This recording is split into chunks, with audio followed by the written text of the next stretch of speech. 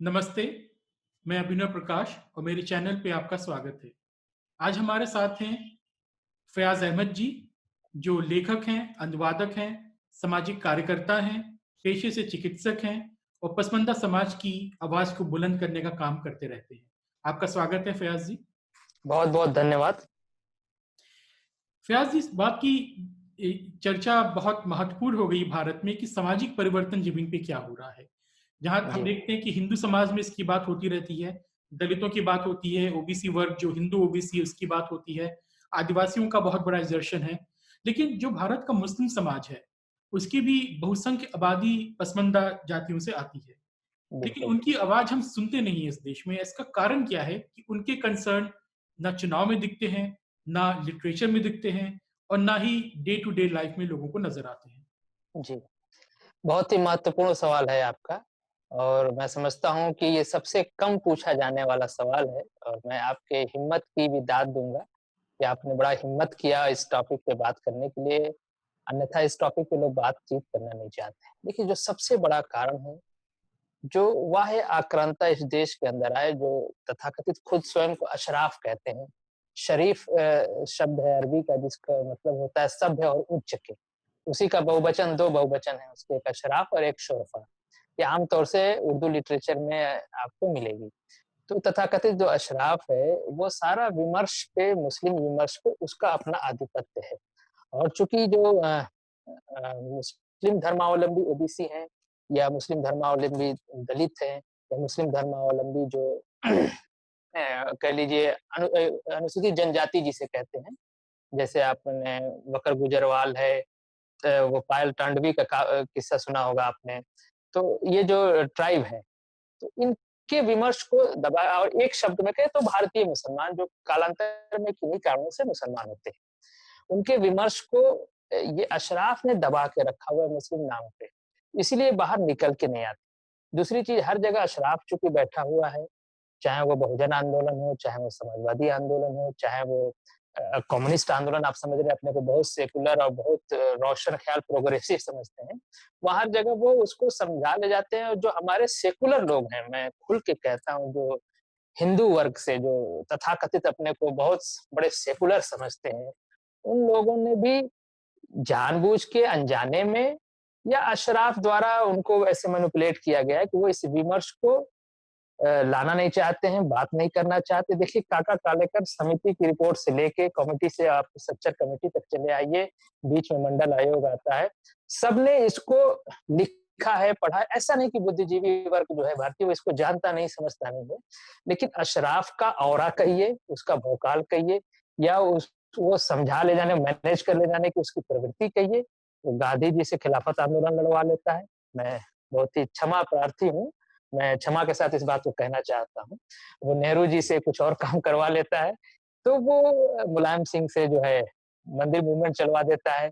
तो ये तो उसने एक बड़ा ढोंग है इस देश के अंदर, इन्हीं अशराफ को हिंदू दलितों की बड़ी चिंता है। आप देखें अभी रिसेंटली 3-4 साल पहले की बात है कि जमीयतुल उलमा जो है बहुत बड़ी एक पार्टी है, संगठन है, आप जानते हैं। ये राष्ट्रवाद का खोल ओढ़े हुए हैं। तो इन्होंने हिंदू दलितों के साथ एक प्रोग्राम किया था, एक थाली में बैठ के हिंदू दलितों के साथ ये भोजन कर रहे हैं। लेकिन इन्होंने कभी अपने जो इनके धर्मावलंबी हैं, मुस्लिम दलित हैं, उसी उसी भंगी, जो मुसलमान हो गया, कलमा पढ़ता है, कहता है कि नहीं मुसलमान, उसकी इनको चिंता नहीं है। हालाँकि ये दिन भर छाती पीटते रहते हैं कि मुसलमान, मुसलमान, मुसलमान कमज़ोर है, मुसलमान मारे जा रहे हैं, मुसलमानों की इकोनॉमिक वो छाती पीटते हैं, लेकिन जब इसकी बात आती है जो वाक़ई कमज़ोर मुसलमान हैं, जो पसमानदा हैं, जो दलित हैं पसमानदा में, मैं मुस्लिम शब्द का यूज़ नहीं करना चाहता, मैं पसमानदा दलित, पसमानदा पिछड़े, पसमानदा आदिवासी कहता हूँ, ताकि आइडेंटिटी बिल्कुल क्लियर रहे। तो वो इस तरह का ढोंग है, हिंदू कास्टिज़्म में बहुत दिलचस्पी लेता है और सामाजिक न्याय की जो आंदोलनें हैं, चाहे बहुजन आंदोलन, समाजवाद, वहाँ भी देखें कि सैयद साहब ही बैठे हुए हैं। अभी आज मेरे इंस्टीट्यूट में एक मतलब वो अटेंडर की पोस्ट पे है, तो उसको एक क्लर्क की पोस्ट वाले ने कहा कि अरे भाई बहुत गोरे हो गए आप। उसने बड़ी शान से कहा कि भाई सैयद हूँ तो गोरा ही तो हूँगा मैं। वो चपरासी कह रहा है एक क्लर्कियल स्टाफ से, जो आप रैंक में देखेंगे क्लर्कियल स्टाफ ऊँची हो गई।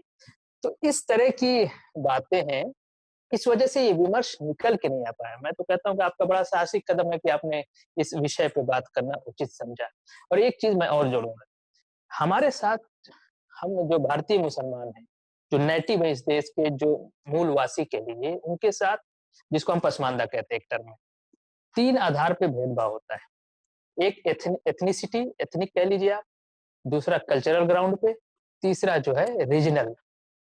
एथनिसिटी जो नस्लवाद कह लीजिए कि भाई मैं सैयद हूँ, मोहम्मद सल्लल्लाहु अलैहि वसल्लम के घराने का हूँ, या अरब हूँ मैं, कुरैश कबीले का हूँ, या और भी जो वहाँ का कबीला सिस्टम था। कुल मिला के अरब ओरिजिन से। हमारी वो कास्ट है, उसका एक प्रिविलेज है, मैं नूर से पैदा हूँ। सैयद कहता है कि मैं नूर से पैदा हूँ, रोशनी से, लाइट से, जबकि कुरान कहता है कि सारे लोग मिट्टी से पैदा है। तो वो पसमानदा को मिट्टी से पैदा मानता है, पंचतत्व का कंसेप्ट हमारे हिंदू मैथोलॉजी में भी है, और खुद को रोशनी से, लाइट से बना हुआ कहता है। इसलिए कहता है कि जो है, एक उनका कॉन्सेप्ट है, डेवलप खूब आराम से चलता है, इसको कोई रोक-टोक नहीं है। तो एक उस पे जिसको बाय बर्थ कह लीजिए, बर्थ के अकॉर्डिंग, एथनिसिटी, दूसरा जो है कल्चरल ग्राउंड पे, जो पसमानदा है इस देश का, मुसलमान होने के बाद भी उसने अपनी भाषा, संस्कृति, वेशभूषा वही रहेगी ना। अभी मैं क्रिश्चियन हो जाऊँ तो मैं जो जो हमारी भाषा हिंदी है, हिंदी ही रहेगी, मुझे इंग्लिश बोलने में दिक्कत होती है। तो क्रिश्चियन होने के बाद भी मैं एकाएक से अंग्रेज तो हो नहीं जाऊँ। तो कल्चर ग्राउंड पे भारतीय कल्चर को, जिससे पसमानदा जुड़ा हुआ था, उसको हिंदुआना एक बड़ा शब्द है अशराफ का।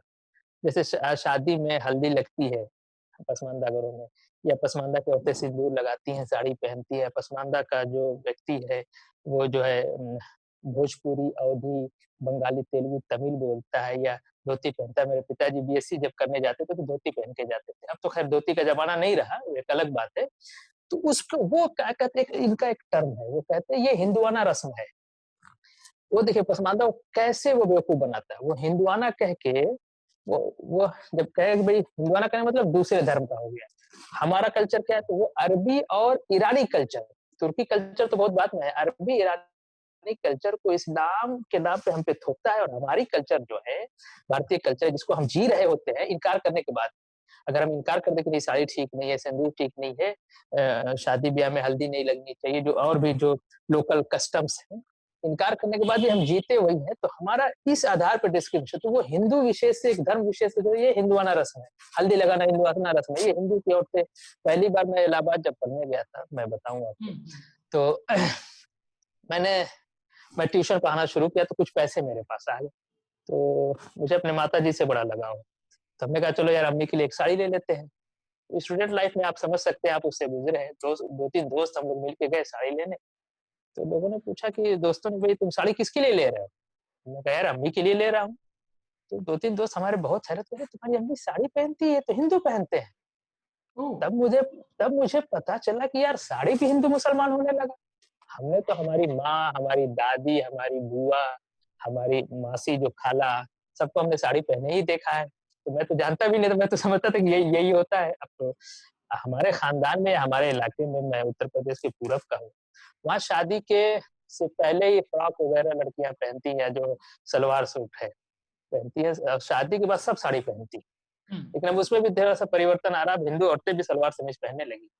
तो एक एथनिसिटी ग्राउंड पे, दूसरा कल्चरल ग्राउंड पे, तीसरा रीजनल बेस। ये जो भारत भूमि है हमारी, अरब है, एक टर्म चलता है इस्लामिक फिक्र में, अरबी और अजमी का। हुँ, अरबी जो अरब है, अजमी अजमी का शाब्दिक अर्थ होता है गूंगा। ये तो अभिनव प्रकाश जी की मेहरबानी है कि वो मुझे बोलने वाला समझते हैं, और अपने पॉडकास्ट पे मुझे बुला के मौका दे रहे हैं बात करने का, वरना ये लोग अशराफ जो है हमें गूंगा कहते हैं। देखिए आप किसी चीज को क्लासिफिकेशन करें तो नाम तो अच्छा दे सकते हैं, जैसे बॉटनी की क्लासिफिकेशन, ज़ूलॉजी क्लासिफिकेशन है, या जैसे हम कहते हैं कि हम भारतीय हैं, वो भारतीय नहीं। इन्होंने नाम जो हमारा रखा है वो अजमी रखा है, यानी गूंगा। वो अपने को बोलने वाला समझते हैं, हमको जाहिल, गूंगे से मतलब आप समझ सकते हैं, तो अजमी कहते हैं। और इस्लामिक फिक्र में शादी ब्याह में अरब और अजम एक बराबर के नहीं हो सकते। हुँ, ये दिन भर ढोल पीटते रहते हैं कि हमारे यहाँ मसावात है, बराबरी है, और मुस्लिम पर्सनल लॉ बोर्ड में किताब देखेंगे या कोई भी इस्लामिक फिक्र की किताब उठा देंगे, एक अरबी अजमी बराबर नहीं हो सकते, उनके बीच में शादी ब्याह नहीं हो सकता है। तो 3 बड़े ग्राउंड है जिसपे हमारे साथ भेदभाव है। और दूसरा जो आपका सवाल था, ये बात क्यों नहीं आती? इसके पीछे अशराफ बैठा हुआ है, हर राजनीतिक पार्टी में, सामाजिक संगठनों में, जो इस विमर्श को निकल के नहीं आने देना, उसकी सबसे बड़ी वजह है कि उनका जो सत्ता वर्चस्व जो मेंटेनेंस है, उसमें फिर प्रॉब्लम हो जाएगी। मुस्लिम पर्सनल लॉ बोर्ड में 150 या 200 मेंबर हैं, उसमें फिर पसमानदा को भी देना पड़ेगा, और चूंकि पसमानदा बहुसंख्यक एक हमने हमारे आंदोलन ने पसमानदा आंदोलन ने हमेशा इसको तोड़ा है कि हम अल्पसंख्यक नहीं है, हम बहुसंख्यक हैं, हम बहुसंख्यक समाज का हिस्सा है। तो अल्पसंख्यक नाम से जो संस्थाएं बनी है, उसमें जो इनका अपना जो जो लाभ उठा रहे हैं, उसमें दखल पड़ेगा। फिर मुस्लिम पर्सनल बोर्ड में 200 मेंबर में पसमानदा चूंकि 90% है, अगर 15 करोड़ मुसलमान हैं तो 12-13 करोड़ आसानी से पसमानदा है, तो उसको भागीदारी देनी पड़ेगी, तो पूरा उनका सिस्टम जो है हिल जाएगा। और वो जो पाकिस्तान बना के मजा मार रहे हैं, और जो कश्मीर भी उनको चाहिए, और यहाँ राजनीतिक पार्टियों में भी अपने सत्ता वर्चस्व को मेंटेन की, उस पर असर पड़ेगा, इसलिए वो विमर्श को निकल के आने ही नहीं देते। जी ये मतलब एक बहुत ही कंसर्न वाली स्थिति है कि एक बहुत बड़े समाज की आवाज ही जो है राजनीतिक जी पटल पे, सामाजिक पटल पे सुनाई नहीं देती है। और उसका एक मेन कारण जो ये हो सकता है कि समाज में शिक्षा का अभाव है, कम पढ़े लिखे हैं, लिटरेसी नहीं है, और अभी बहुत उच्च स्थानों पे पहुंच नहीं पाए हैं। जी लेकिन जब ये बहुत महत्वपूर्ण है कि आज की तारीख में थोड़ा हम देखते हैं कि डेमोक्रेटाइजेशन थोड़ा ज्यादा हुआ है, और जो कमजोर तबके के लोग हैं वो भी स्कूल कॉलेजेस में जाने लगे हैं, यूनिवर्सिटीज में जी पहुंचने लगे हैं। तो पसमानदा समाज का उसमें क्या अनुभव रहा है? क्या अभी भी लोग बड़ी संस्थाओं में, सेंट्रल यूनिवर्सिटीज में समाज के लोग पहुंच रहे हैं? उनका वहाँ पे अनुभव क्या है? क्या वहाँ पे भी भेदभाव होता है? वहाँ पे भी इनको थोड़ा दबना पड़ता है कि यहाँ पे भी आवाज़ें जो है मुखर हो रही हैं? जी, देखिए एजुकेशन इंस्टीट्यूट्स को आप 2 भागों में बाँटते हैं। एक मज़हबी शिक्षा, दूसरा जो है एक जो है आधुनिक शिक्षा। मज़हबी शिक्षा के बारे में जब देखिए, जब मदरसों में पढ़ के जो है सदर-ओ-सुदूर हुआ करते थे, कमिश्नर का कमिश्नर जो सर सैयद थे, या और भी जब आप मैं उसको मुस्लिम शासनकाल नहीं, अशराफ शासनकाल कहता हूँ, जो मुगलों का, तुर्कों का था। हमारी उसमें कोई भागीदारी नहीं थी, और बिल्कुल ये हमको सिखाया जाता है कि तुम इस देश, खुद पिदरम सुल्तान बुदा में बताया जाता है कि तुम्हारे बाप-दादा सुल्तान थे इस देश के। ताजमहल तुमने बनाया, मौलाना आजाद लाल किला के प्राचीर पे चढ़ के जो कहते थे, कहाँ जा रहे हो हिंदुस्तान को छोड़ के, ताजमहल तुमने बनाया है, लाल किला तुमने बनाया। जी, हमने तो नहीं बनाया, हमारे बाप-दादा मजदूर रहे होंगे पसमानदा के, जिसका हाथ आप लोगों ने, भाई साहब लोगों ने काट लिया। तो तो वो जब मदरसे में पढ़ के कुछ हासिल होता, तो उस वक़्त मदरसे में इन लोगों ने पढ़ने नहीं दिया। और उसके बाद जब अब मदरसे में अब जो पसमानदा पढ़ता है, वो एक फ़ोल्ड बनाने के लिए कि मुस्लिम फ़ोल्ड ज़िंदा रहे, हमारे पीछे पॉपुलेशन रहे, और उसमें भी पढ़ाते हैं, तोते की तरह कुरान पढ़ना सिखाते हैं। तो इस पे एक अलग से बहस हो सकती है मदरसा शिक्षा पे। मैं आधुनिक शिक्षा की बात करता हूँ। आधुनिक शिक्षा में एक अशराफ का बहुत बड़ा ब्रांड है अलीगढ़ मुस्लिम यूनिवर्सिटी, जिसको मैं बहुत ही दुःख के साथ कहता हूँ कि प्रधानमंत्री ने भी उसको कहा कि वह मिनी इंडिया है। जबकि मैंने कई बार स्टेटमेंट भी दिया है कि वो एक भारत के छाती पे एक चलता-फिरता पाकिस्तान, और सिर्फ़ वो पाकिस्तान नहीं, वो पाकिस्तान की मदर है अलीगढ़ मुस्लिम यूनिवर्सिटी। आज भी वहाँ अलीगढ़ मुस्लिम यूनिवर्सिटी में आज भी जो उसका एटमॉस्फेयर है, जो वातावरण है, बिल्कुल मुस्लिम सांप्रदायिक एटमॉस्फेयर है। इनका जो ब्रांड है, वहाँ पे एकदम 1947 तक वहाँ एक सर्टिफ़िकेट की ज़रूरत पड़ती थी, शराफ़तनामा। यानी आपको अपने लोकल ज़मींदार से या किसी बड़े मतलब अशराफ से लिखवा के लाना पड़ता था कि ये बच्चा शरीफ घर का है। और शरीफ से मतलब अच्छा सभ्य से नहीं, शरीफ से मतलब उच्च वर्ग, जो मुस्लिम जो बाहर से आई हुई जाति है, उनसे है। वो शराफ़तनामा कहलाता है। वो सर्टिफ़िकेट दिखाने पे वहाँ एडमिशन होता था। ये भारतीय संविधान का और आज़ाद भारत का, भारतीय गवर्नमेंट का एहसान है पसमानदा के ऊपर कि देश आज़ाद होने के बाद हमें वहाँ पढ़ने का मिला। तो वहाँ भी कुछ लोग पढ़ने लगे, लेकिन वहाँ डिस्क्रिमिनेशन बहुत साफ है। वहाँ उनका एक कोर्ट है, जैसे बोर्ड होता है उसी तरह का उन्होंने कोड बना रखा है। तो वहाँ तो एकदम खुलेआम है आपको। अच्छा, एक बड़ी हँसने वाली बात मैं आपको बताऊँ, अब तो ऑनलाइन फॉर्म भरे जाने लगे हैं। कुछ प्रोसेस करेंगे जब आप उस फॉर्म के उस पेज तक पहुँचेंगे। जब अलीगढ़ मुस्लिम यूनिवर्सिटी के फॉर्म जो है हार्ड कॉपीज़ होती थी, तो उसमें देखिए वो जाति आधारित आरक्षण नहीं देते। अलीगढ़ मुस्लिम यूनिवर्सिटी दुनिया की एक ऐसी यूनिवर्सिटी है जहाँ दुनिया भर के तमाम आरक्षण आपको मिलेंगे। स्टाफ का आरक्षण है, इंटरनल एक्सटर्नल का आरक्षण है, वहाँ के जो पूरा छात्र हैं उनके बच्चों का आरक्षण है। मतलब उतने प्रकार के आरक्षण दुनिया के किसी भी एजुकेशन इंस्टीट्यूट में आपको नहीं मिलेंगे। लेकिन जो असल आरक्षण है, जो सामाजिक न्याय की परिकल्पना में देखिए जाति आधारित, वो वहाँ आपको नहीं मिलेगा। लेकिन एक हँसने वाली बात है, वो फॉर्म में ज़रूर भरवाते हैं कि आप ओबीसी हैं, एससी हैं कि एसटी हैं। तो भाई साहब, जब आपको जातिगत आरक्षण देना ही नहीं है, तो हमारी जाति पूछने का मतलब क्या है? तो आप समझ सकते हैं। एप्लीकेशन अब आते छाट लें हैं आपका जी, जी। ताकि जी, आपका जी। एप्लीकेशन छाट लें वहाँ पे। हाँ, हाँ, हाँ, हाँ, छाँट लें और उन्हें पता भी चल जाए और फिर वो गवर्नमेंट को डाटा भी दिखा दे कि देखिए भाई हमारे यहाँ इतने ओबीसी पढ़ रहे हैं, हमारे यहाँ इतने एससी पढ़ रहे हैं, इतने एसटी हमें लाओ पैसे दो और फंड दो। तो ये तो खुली चीज़ है, कोई भी एक इंटरमीडिएट का में पढ़ने वाला बच्चा भी इस बात को समझ लेता है। अब आइए दूसरे इंस्टीट्यूट से। देखिए पसमानदा को जब भारत आज़ाद हुआ है और एक हम अच्छा संविधान बना के अब संविधान पे एक बहस की जा सकती है कि उसमें कमियाँ हो सकती है, बहुत अमेंडमेंट भी हमारे यहाँ होते हैं और होना भी चाहिए, एक सभ्य समाज की पहचान है, लेकिन उसी ने अधिकार दिया। तो पसमानदा जो गरीब था, पढ़ा-लिखा नहीं था, वो भी पढ़ने लगा। तो उसने पढ़ाई में जो हिंदुओं के इंस्टीट्यूट है, मैं खुल के बात करता हूँ, जहाँ पे मिक्स अप पॉपुलेशन जाता है, जो तो वहाँ पे तो पसमानदा ने अच्छी से पढ़ाई की। क्योंकि अगर कोई डिस्क्रिमिनेट कर रहा है मज़हब के ग्राउंड पे, जो कि बहुत कम होते हैं हिंदू समाज में, ये भी समझ लीजिए। मुझको पढ़ाने में ब्राह्मणों का बड़ा कंट्रीब्यूशन है, बहुत से टीचर ब्राह्मण थे और आज भी वो जो मुझको हौसला बढ़ाते हैं, वो किसी तो वो उस वहाँ से जहाँ मौका मिला वहाँ से आगे बढ़े। लेकिन जो माइनॉरिटी के इदारे थे, जो मुसलमान नाम पे जो अशराफ ने स्कूल, कॉलेज खोले थे, अलीगढ़ का ब्रांड है इसलिए मैंने उसको एग्ज़ाम्पल से सिग्निफायर के तौर पे आपको दिया। तो वहाँ खुलेआम भेदभाव है और बहुत ही वो हतोत्साहित भी करते हैं, अगर कोई लड़का पढ़ने वाला आ भी गया, अरे पढ़ लिख के क्या करोगे? मैं जिस इलाके से आता हूँ वहाँ पे मेरे पिताजी चूँकि शिक्षक थे और मैं समाज में बड़ा काम किया और लोगों को एजुकेशन में खासतौर से महिला एजुकेशन जो पसमानदा की औरतें नहीं लड़कियाँ नहीं पढ़ती थीं, तो इन लोगों ने जब थोड़ा-सा एक मोबिलाइज़ किया कि नहीं तुम इलाहाबाद जाके पढ़ो, क्योंकि करीब में हमारा बड़ा शहर वही था यूपी का। तो वो कहता अरे वहाँ पढ़ लिख के क्या कोई आईएएस बन जाएगा लड़का तुम्हारा पढ़ के? ये इस तरह से अशराफ जो है डिमोरलाइज़ करता था। जबकि उसके बाद इस जवाब में वहाँ से पहले पीसीएस हुए, फिर आईएएस भी हो गए, डॉक्टर इंजीनियर भी हुए। तो जो माइनॉरिटी के जो संस्थाएँ हैं, जो इंटरमीडिएट कॉलेज हैं, जो डिग्री कॉलेजेस हैं, उसमें खुलेआम है, उसमें टीचिंग स्टाफ में नहीं होने देते हैं या बच्चे को भी अब चूँकि उनको फीस चाहिए बीएड कॉलेज चलाना है, तो पसमानदा पैसे लेके आ रहा है, तो उसको बीएड में एडमिशन दे दिया। तो जो प्राइवेट है जो गवर्नमेंट के इदारे हैं, जो गवर्नमेंट एडेड, तो वहाँ ये पूरी कोशिश करते हैं कि माइनॉरिटी के नाम पे उतने ही बच्चे रखे जाएँ पसमानदा के, जितने में वो अपना माइनॉरिटी स्टेटस दिखा सकें। तो नियत इनकी साफ कभी नहीं रही, अगर इनकी नियत साफ रही होती तो 600 साढ़े 600 साल अशराफ की गवर्नमेंट थी इस देश के अंदर, कोई एक मदरसा सिंगल बताइए जहाँ पसमानदा के लिए इन लोगों ने खोला। इनके बच्चों को पढ़ाने के लिए बुखारा कहाँ है? उज़्बेकिस्तान में है, सेंट्रल एशिया में। वहाँ से एक साहब ऊँट पे बैठ के इमाम साहब चले आ रहे हैं, आज भी हमारे सर पे सवार है इमाम साहब। शाहजहाँ को पता होता है कि हमारी बादशाहत खत्म हो जाएगी एक दिन और ये इमामत इसकी रह जाएगी, तो खुद ही इमाम बन गया होता है। क्योंकि अब देखिए जो प्रिविलेज हासिल है शाही इमाम को, मतलब गवर्नमेंट की तरफ से जो सिक्योरिटी है और ये है तमाम जामा मस्जिद के आसपास की जो लैंड्स है, जो मार्केट्स हैं, उसका जो रेवेन्यू है, जो भारत सरकार के पास आना चाहिए, वो हजरत के पास जाता है। तो वही मैं कहता हूँ शाहजहाँ को पता होता कि हमारी बादशाहत खत्म हो जाएगी, इमामत रह जाती तो खुद ही इमाम बन गया होता।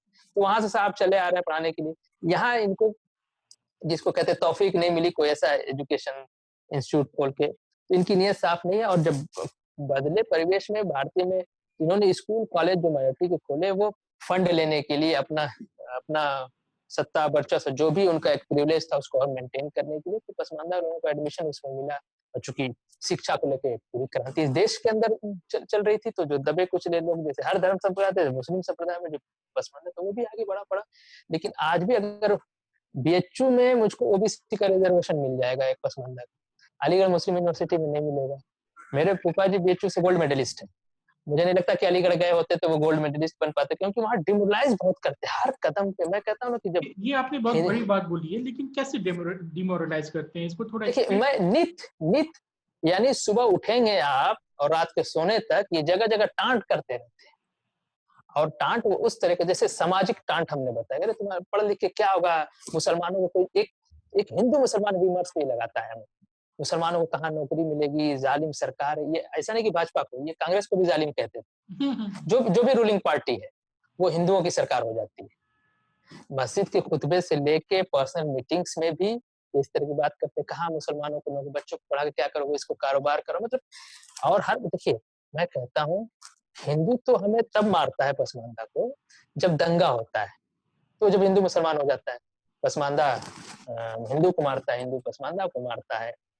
ये ऑकेजनली है जब माहौल खराब हो, लेकिन अशराफ हमें तिल-तिल मारता है सुबह उठने से लेकर रात में सोने तक। वो इस तरह से टांट भी करता है, इस तरह से समझाता भी है ताकि हम एजुकेशन से दूर रहें। अरे पढ़ लिख के क्या होगा, नौकरी मिलनी है, हाई स्कूल इंटर कर लिया बहुत हो गया, कहाँ इलाहाबाद भेज रहे, इसको कहाँ दिल्ली भेज रहे हो, पैसे बर्बाद होंगे, इसको कोई काम सिखा दो। जो पुश्तैनी काम रहे हैं, वो चाहता है कि बस वो शिल्पकार ही रहे और ये राजा बने रहे। तो लेकिन भारतीय समाज बहुत तेजी से परिवर्तन, आपने देखा होगा भारतीय समाज में बहुत तेजी से परिवर्तन आया और पसमानदा ने उसको फॉलो किया।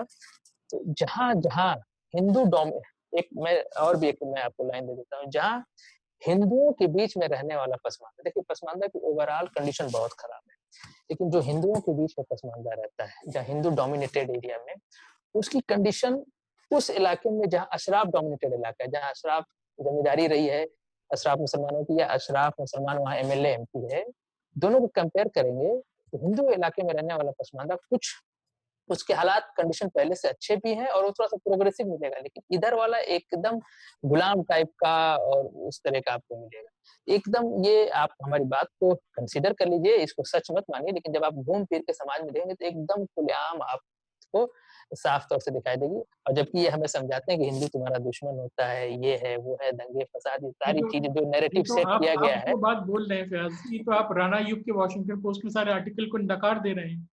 जी, जी। तो वो उन लोगों ने हवा में लिखा है ना, ये तथाकथित सेकुलर लोग भी बड़े-बड़े जो हैं हमारे इंडिया में हिंदू सेकुलर लोगों की बात करते हैं, जिनको सेकुलरिज़्म का बड़ा कीड़ा काटे हुए हैं। हुँ, इनकी आँखें बंद हो जाती हैं, जब ये मुस्लिम सोसाइटी को देखते हैं। इनको हुँ, अल्लामा इकबाल की फ़िक्र होती है, इन्हें सर सैयद की फ़िक्र, देखिए सर सैयद यहाँ पे इंडिया में भी हीरो है। पाकिस्तान का हीरो इंडिया का हीरो कैसे हो सकता है? सर सैयद, अल्लामा इकबाल के नाम पे गली, मोहल्ले, स्कूल, कॉलेज क्यों खुले हुए हैं? मीर अब्दुल हमीद के नाम पे क्यों नहीं है? कबीर के नाम पे क्यों नहीं है? आसिम बिहारी के नाम पे क्यों नहीं है? एपीजे अब्दुल कलाम के नाम पे क्यों नहीं है? बहुत बड़ी बात, सही बात। ठीक है ना? क्यों नहीं है? इतना इस खुलेआम डिस्क्रिमिनेशन है, दिखाई कि हम देखना नहीं चाहते, हुँ, है ना? वो एक शेर है ना कि पत्ता-पत्ता, बूटा-बूटा हाल हमारा जाने है, जाने न जाने, गुल ही न जाने, बाग तो सारा जाने।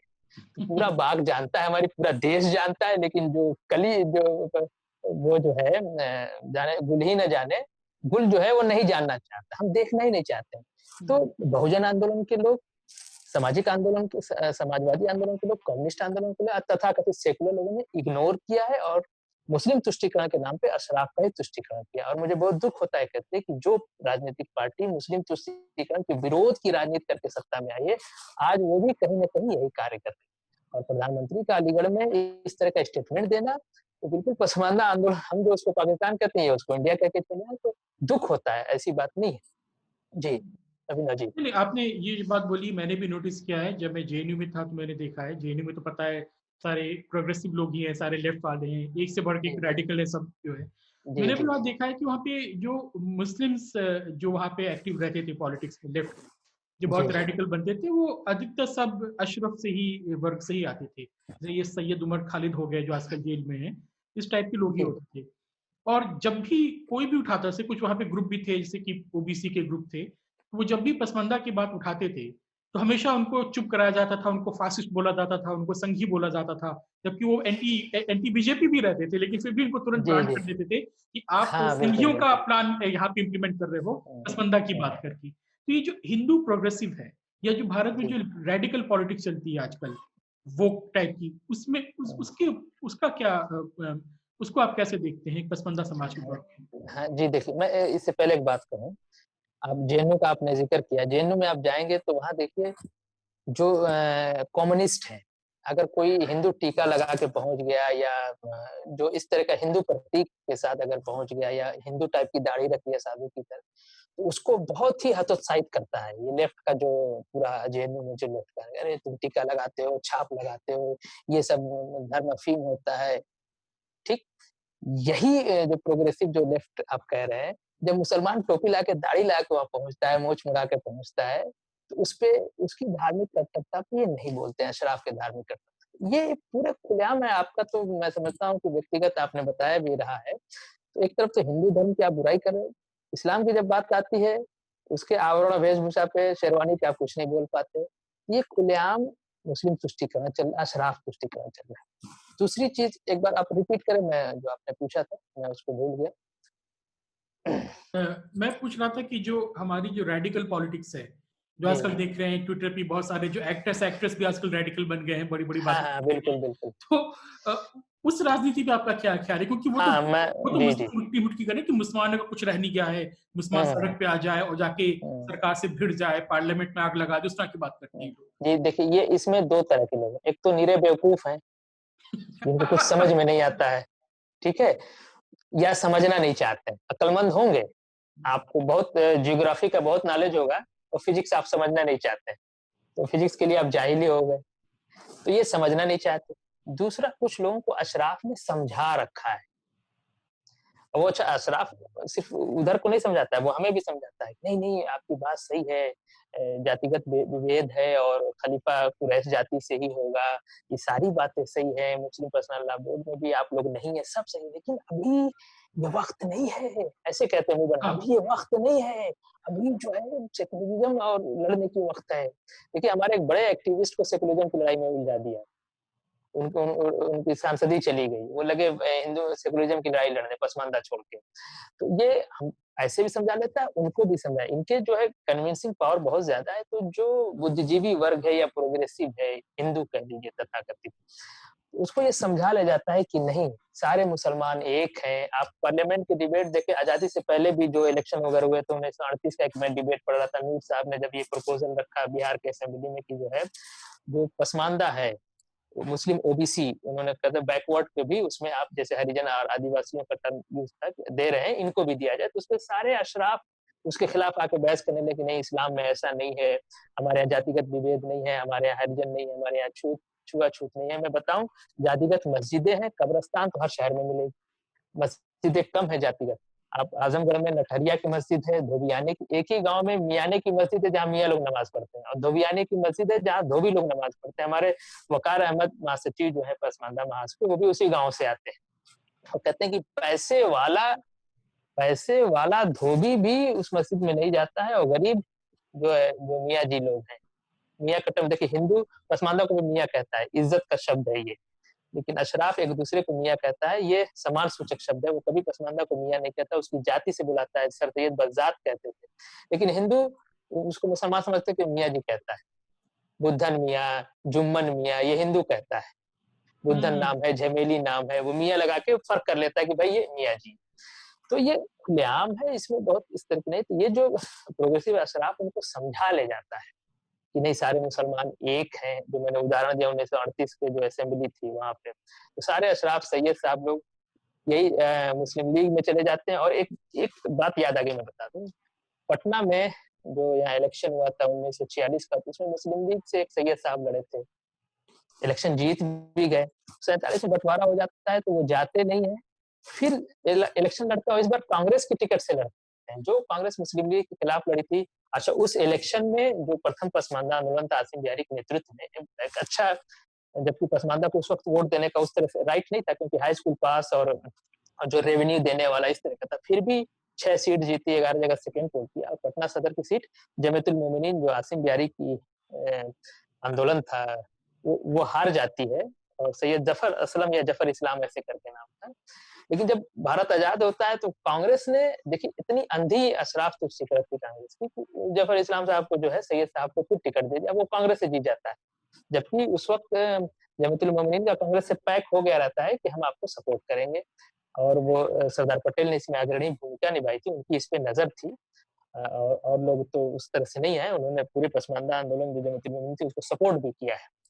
तो ये अशराफ को इस तरह से समझा ले जाता है कि हमारे यहाँ भेद नहीं है और बहुत मुसलमानों पे ज़ुल्म हो रहा है, और ये देखिए ये ऐसा नहीं है कि बहुत ढकी-छुपी चीज़, थोड़ी-सी हम अक्ल लगाएँगे एकदम साफ दिखाई देता है। हमने पहले कहा ना कि या तो ये बेवकूफ़ हैं, या फिर ये जानना नहीं चाहते, समझना नहीं चाहते, और दूसरा अशराफ ने जो समझा रखा है उसके उस धोखे में ये आ गए हैं। वरना ऐसा नहीं, आप एक बार आँख खोलिए, आपको गली-मोहल्ले में चीज़ें दिखाई देंगी, एकदम स्पष्ट है, क्लियर है।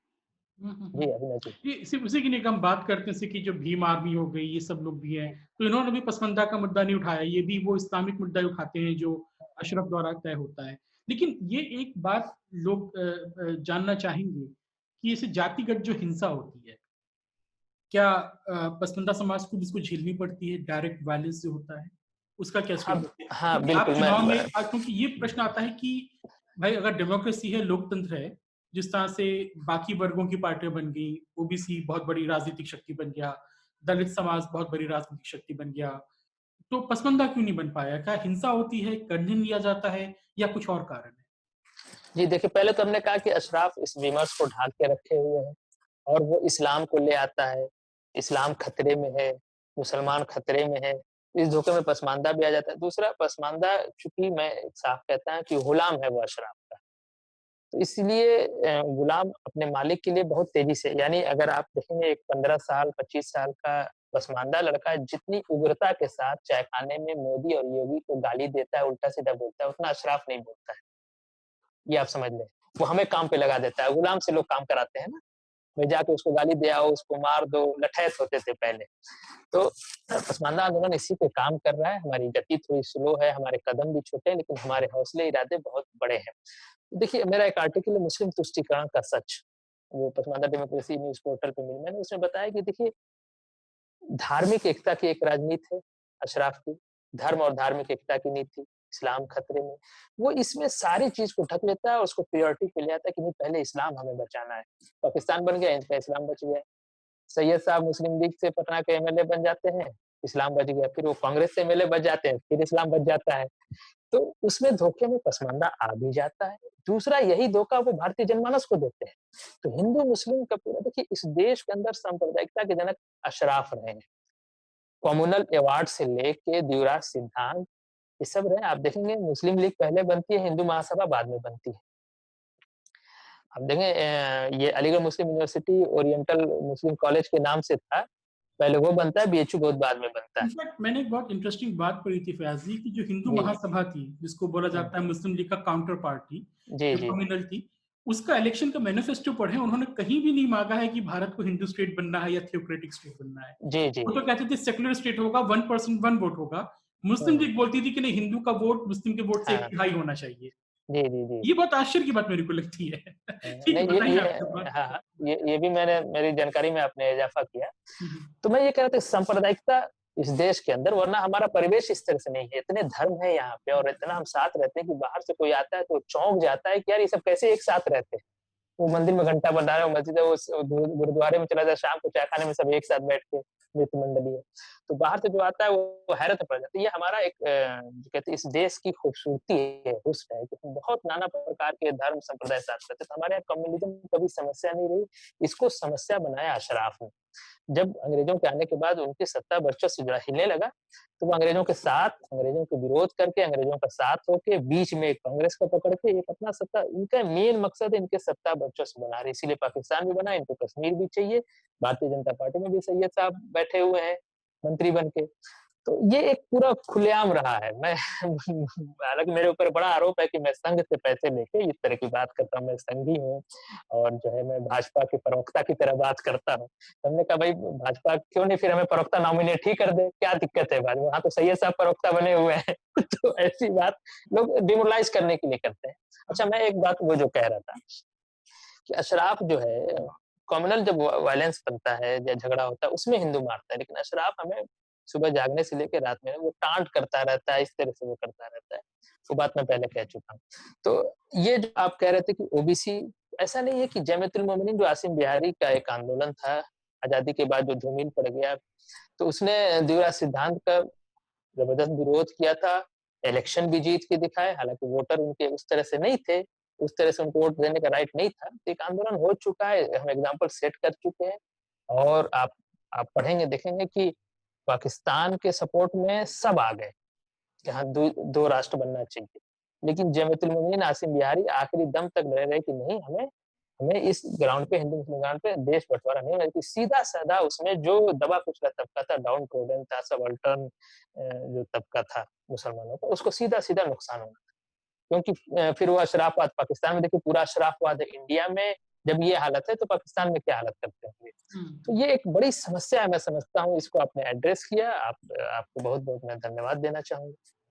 नहीं, जी, ठीक है। अभिनव जी। तो चर्चा तो काफ़ी लंबी है फयाज़ जी, ये जी, लेकिन जी। हम लोग इसको कंटिन्यू रखेंगे। लेकिन आखिरी जी, सवाल जी। एक ही है, मैं एक कोई फ़तवा देख रहा था देवबंद का, किसी ने शेयर किया था, तो उसमें पाकिस्तान से किसी ने सवाल पूछा था, क्या सैयद लड़की गैर सैयद से शादी कर सकती है? तो जो फतवा था उसमें लिखा था कि नहीं कर सकती है। बहुत जी, घुमा जी। फिरा के लिखा था, उसका निष्कर्ष ये था कि नहीं कर सकती है। बिल्कुल, बिल्कुल। तो हम जब मुस्लिम समाज की बात करते हैं, पसमानदाओं की बात करते हैं, तो सिर्फ भारत में ही रह जाते हैं। लेकिन हुँ, हुँ। बांग्लादेश है, जो पाकिस्तान है, वो भी इसी बड़े समाज का हिस्सा रहा है काफ़ी हाँ, समय तक। जी, जी। वहाँ पे क्या हालात हैं जो पसमानदा वर्ग है? क्योंकि हम तो हुँ। वहाँ देखते हैं, वहाँ पे नस्लवाद तो और ज़्यादा है, खासतौर पे पाकिस्तान में। जी, जी। देखिए जो पाकिस्तान या बांग्लादेश या इंडिया कह लीजिए, मैं इसको एक राष्ट्र ही समझता हूँ।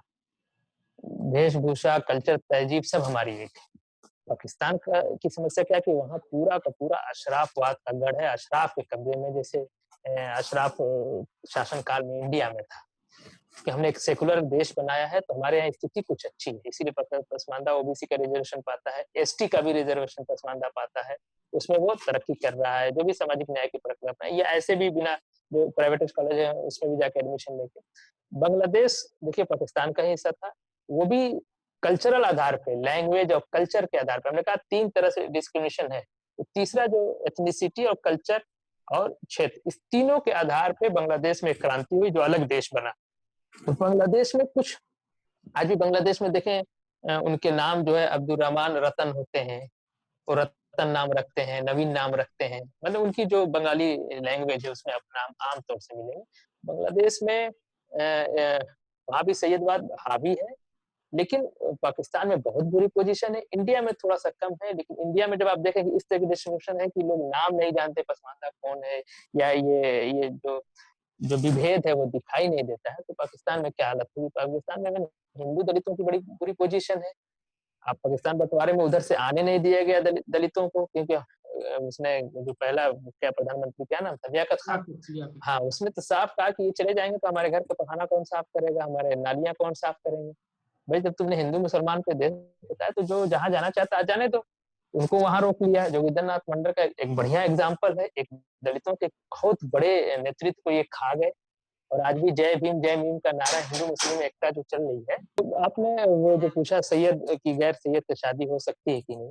देखिए इस्लाम में जो इस्लामिक फ़िक्र है उसमें एक कुफ़ू का सिद्धांत आता है। कुफ़ू कहते हैं बराबरी को और ये बराबरी शादी-ब्याह में देखी जाती है। तो इसमें पेशा, जाति और 6-7 चीज़ें हैं। उसमें पेशा जाति, एक पेशा हो गई, जाति हो गई, एक मुस्लिम और नॉन मुस्लिम यानी खानदानी मुस्लिम है 3-4 पीढ़ी से मुसलमान है और जो नया मुसलमान हो, वो भी आपस में बराबर नहीं है। और उसमें धन भी है कई लेकिन जो मेन चीज़ है उसमें जाति और पेशा जिसमें पूरा कास्टिज़्म इन लोगों ने घुसाया है और कहते हैं कि जो है हमारे यहाँ ऊँच-नीच नहीं। तो इसलिए आप पाकिस्तान तो आप इंडिया एक इस्तिफ़्ता लिखिए, इस्तिफ़्ता कहते हैं वो एप्लीकेशन जो फ़तवा लेने के लिए लिखा जाता है। आप उसमें लिखिए कि एक सही नस्ल सैयद की शादी एक भारतीय बुनकर से या भारतीय धुनकर से या भारतीय जो है हजाम है या नाई है या मेहतर है या भंगी है, उससे शादी हो सकती है कि नहीं? आप जितने बड़े इस्लामिक इदारे हैं भारत के, देवबंद है, नदवा है, जामिया अशरफिया है, सल्फिया है, सब जगह एक इस्तिफ़्ता लिख के भेज दीजिए, इनका सारा मसावात निकल के बाहर आ जाएगा कागज़ पे। ये साफ लिख के दे देंगे कि नहीं शादी नहीं हो सकती, ये बराबर नहीं है, ये कुफ़ू नहीं है। मुस्लिम पर्सनल लॉ बोर्ड की किताब पढ़िए मजमू कानून निसा उसमें लिखा है कि ये कुफ़ू नहीं है। कुफ़ू का एतबार अरबी अजमी में लेके चले हैं कि भाई वो सैयद अरब होता है, ये अजमी होता है, तो अजमी अरबी बराबर नहीं है। तो कुफ़ू का पूरा सिद्धांत कास्टिज़्म को एडवोकेट करता है, नस्ल परस्ती को एडवोकेट करता है। इसीलिए वो पाकिस्तान में नहीं, इंडिया में भी है और वो पूरे विश्व में है। यानी सैयद काली पगड़ी जो बाँधे वो सैयद ही बाँध सकता है, चाहे वो तुर्की का सैयद हो, चाहे सऊदी का हो, चाहे इंडिया का हो, चाहे कश्मीर का हो, ओह माय गॉड! चाहे पाकिस्तान का है। तो ऐसा नहीं है कि नस्लवाद तो खुलेआम है। हुँ, आप देखिए आपने देखिए तुर्की और अरब में एक जो डिस्प्यूट है सबसे बड़ी वजह ये था कि जो तुर्क थे वो ये सेंट्रल एशिया से ट्राइब थे ये। किसी कारणों से जाके वहाँ पे उन्होंने अपनी सत्ता बरकरार किया और इस्लाम का कांसेप्ट ये है कि कुरैश जो है शेख सैयद वही खलीफा होगा। तो वो जो तुर्क थे वो कुरैश होना तो छोड़ दीजिए वो अरब भी नहीं थे। लेकिन वो खलीफा हो गए बहुत दिनों तक सिर्फ सुल्तान होते थे खिलाफत नहीं मिली थी बाद में उनको खिलाफत की पदवी दी क्योंकि खलीफा तो सिर्फ कुरैश हो सकता है इस हुँ, आधार पे और एक चीज और बता ईरान शिया मुल्क है लेकिन वो सैयद डोमिनेटेड है वहाँ सैयद लोग जो है ही वहाँ पे शासन प्रशासन में भागीदार हैं। और सऊदी अरब की जो प्रेजेंट गवर्नमेंट है वो बद्दू है, उसकी नस्ल जो है, उसकी जाति है बद्दू, देहाती को कहते हैं, वो कुरैश भी नहीं। अच्छा। तो हाँ। हाँ, तो आप देखेंगे जो सुन्नी भी सैयद है इंडिया का, वो सऊदी अरब को क्रिटिसाइज तो करता है, लेकिन ईरान को कभी क्रिटिसाइज नहीं करता है। हो। ये आप तीन देखिए, तुर्की, ईरान और सऊदी, जो इंटरनेशनल लेवल पे आप देख लीजिए क्यों एक दूसरे के खिलाफ रहते हैं। हाँ। तो इंडिया का जो सुन्नी सैयद भी है ना, वो भी ईरान की बुराई उस तरह से नहीं करता है जिस तरह से सऊदी की बुराई करता है। तो सऊदी की बुराई इसलिए नहीं करता है कि सऊदी बुरा है, क्योंकि वहां बद्दुओं की सरकार है, जो सैयद नहीं है, शेख नहीं है।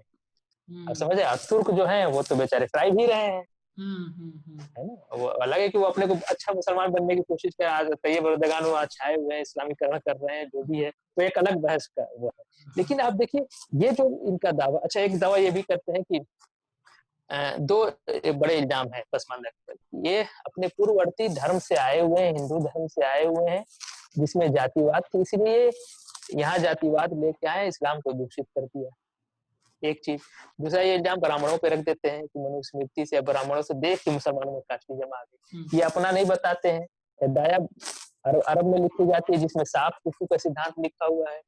खलीफा जो पहला इस्लाम का होता है वो ट्राइब के बेस पे होता है कि कुरैश ट्राइब का, कुरैश तो पैदा होगा ना, पढ़ लिख के आप कुरैश तो बन नहीं सकते हो, जो आजकल शेख सैयद कहलाते हैं।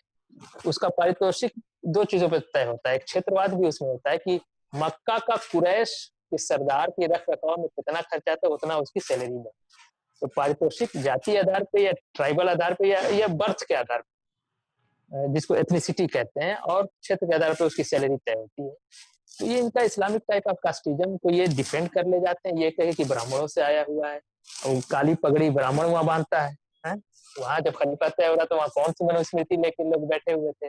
लजनतुल अंसाब एक पूरा डिपार्टमेंट है, अरब की हर कंट्री में आपको मिलेगी, जो देखती, जो ये जो लीनियज देखती है, उसका वंश देखती है कि वो सैयद है कि नहीं। इसी लजनतुल अंसाब से सद्दाम हुसैन ने अपनी सत्ता वर्चस्व क्रेडिट करने के लिए कि मैं सैयद हूँ, सर्टिफिकेट दिया था सैयद हूँ, कि मैं सैयद हूँ, ताकि मुस्लिम में रहे कि भाई सैयद जो रोशनी से पैदा हुआ है, लाइट से पैदा हुआ है, प्रकाश से, वही हाकिम बन सकता है हमारे ऊपर।